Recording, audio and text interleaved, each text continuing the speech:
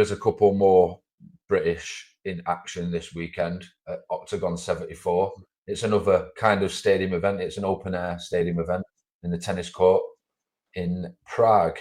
Mick Stanton is in the quarterfinal of the Tipsport Gamechanger against the current champion Karim Engizek in the rescheduled bout. We've also got Niamh Kinehan, undisputed Muay Thai world champion, making her debut as well. So there's some major interest on there for us. And we've touched on this before. It can open up a tricky dimension if Mick Stanton wins on Saturday night, boys, because if he beats the current champion and the belt's not on the line, then Mick Stanton is the lineal Oktagon champion. And then Karim Engizek is still the champion. And Muradov is the interim champion. And Will Fleury wants the middleweight championship. So we have got a beautiful little, it's not a triangle because there's four of them, a square off. It's literally just a square off. This next 12 months, besides the middleweight game changer, which is still wicked and it's still due to play out, the middleweight division for Oktagon can just go to another level over the next 12 months. Will fucking Fleury wants triple champ status. You've got an ex-UFC vet who is the current interim champion, and you've got an undefeated champion currently in Karim Engizek. Yeah. What we're saying on this fight, first of all, boys, Stano and Engizek. How does the fight play out, first of all? Well, we did a bit of a breakdown of this before we went to Prague for the Judgment Day card. If you guys have watched back since then, so I'm just going to be regurgitating stuff from them really. So Mick Stanton, the keys to victory were, moving, overloading him with data, taking him down, smashing him a little bit, and then just trying to break his will. We saw Engizek. He's been. Don't get me wrong, he's unbeaten in Oktagon, but we have saw little moments of weakness where Mick Stanton could capitalise, where it's his strengths, and Oktagon's been selling him as the dark horse of this tournament. No one's really, he's not really that big to the Eastern Europeans, but he's coming in and he's making a scene. He's fighting the champ, and if he does that, and if he can beat Karim Engizek, then I say they do a middleweight four-man tournament one night. Also, I like that. And the winner in the final, they fight twice in one night. They do it. They get bloody hell, I'm going to butcher his name.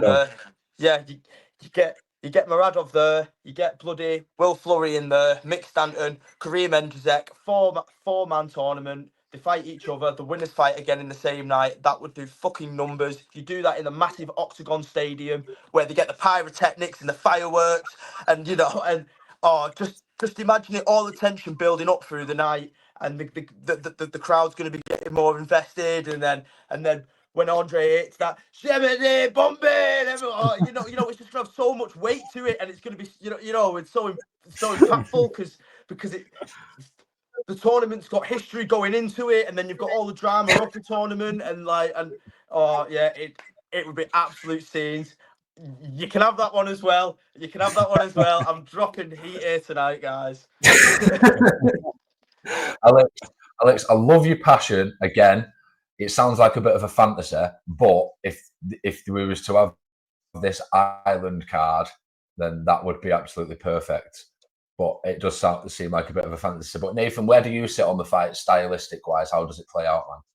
I think it's 100% going to go to a decision. That's probably the main thing. I think we're going to find out what the judges' scores are throughout. I'm just confused as to how this was allowed to happen, how the champion can go into a tournament and not the defender's championship. I guess maybe it's because he didn't want to do the 5-round fights. And maybe that is probably why. I would assume the only real reason, because if you're confident, you would just say, well, yeah, I'll defend it. But it's a tricky fight. I do think Engizek will probably win. But Stanton is certainly a live underdog here. It's not one where it's just going to steamroll him or anything. Engizek should win the fight. Whether Stanton can pull an upset. And if he does, I mean, what a situation to get yourself in. I mean, this is really, you know, it's not do or die for Stanton. That feels extreme, but for a chance to be a world champion in a you know, a reputable promotion, this is a massive opportunity. If he can win this, and at least then he can lay claim forever that he is the lineal Octagon champion. You know, because there's so many permutations going on, as you say. There's the Muradov fight for whoever wins this. There's the Will Fleury fight as well. So there's so much going on that Stanton might win this fight and then not fight Engizek again and not fight for the middle. That's a perfectly possible possibility.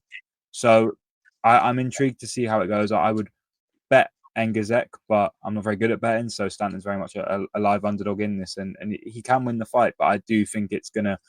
I'd be lying if I said this was going to be the fight of the night.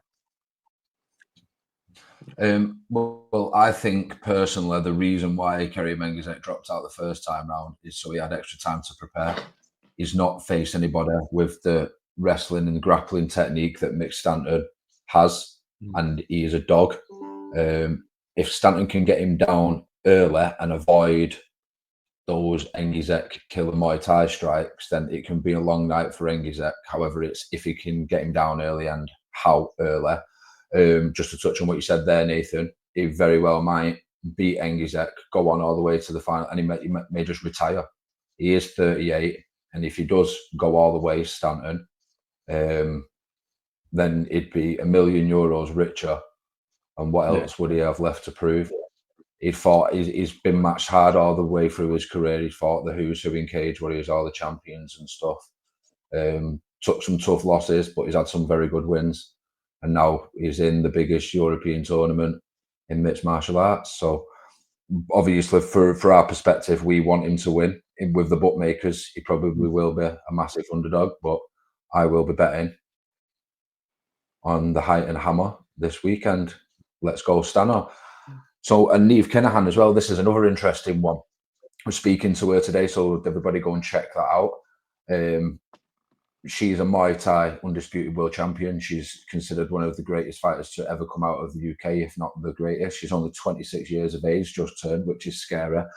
She's fought all over the world, beat everybody, and now she's decided to transition into MMA. And a little interesting factor is the girl that she's fighting, she fought her this time last year in Muay Thai and beat her. And Kinehan said in the interview with me today that she was only about 40% in that fight, but she still managed to get the win. So she feels like she's got a little bit of unfinished business, and she's excited to what else that she can show because she's got more tools available to her now within mixed martial arts. I don't know if you used to have seen anything of her. I know, Alex, you're quite aware of who she is, but if anybody follows Muay Thai in the UK, then they will know who Niamh Kinehan is. And she's a Mancunian as well, putting Manchester on the map in Oktagon. Yes, let's go. Yeah, let's go. I think it's good how, even though she's having an MMA debut, they've matched her with a girl who's also come from a Muay Thai background, also having a debut. So it's not going to be some heavy jits girl who's a black belt in jiu-jitsu, who's been doing it since she was like 4, and she's just going to take her down and choke her out. I wouldn't be surprised if you see some takedowns in there, because no doubt they're going to be drilling takedowns. They're going to be drilling the strikes and putting a takedown at the end of it, and it's a mixed martial arts fight, so you're going to use all your tools. I know the specialists, but if push comes to shove, and you start and someone starts getting the better of you, you're going to be shooting for, you're shooting for them legs, yeah. Speak from experience. When you get punched in the face a few times and you're like, oh mate, I'm jumping on your legs. Yeah, so trust me. But yeah, I just thought it's a nice matchup.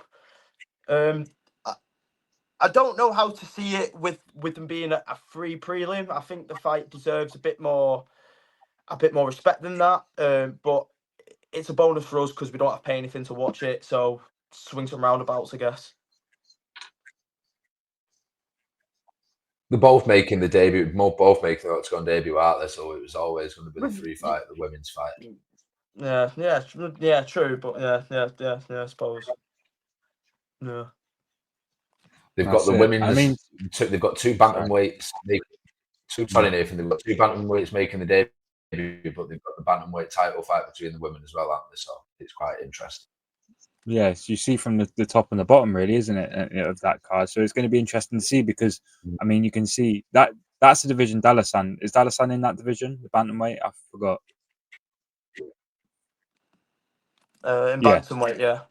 Yeah, so I mean it doesn't take a whole lot to really state your claim in that division. I mean, what Dalasan's 2-3 fights deep, and she's someone that's probably a couple fights away from being a champion herself. I mean, even in this main event, Belanda's 4-1, and she's in the main.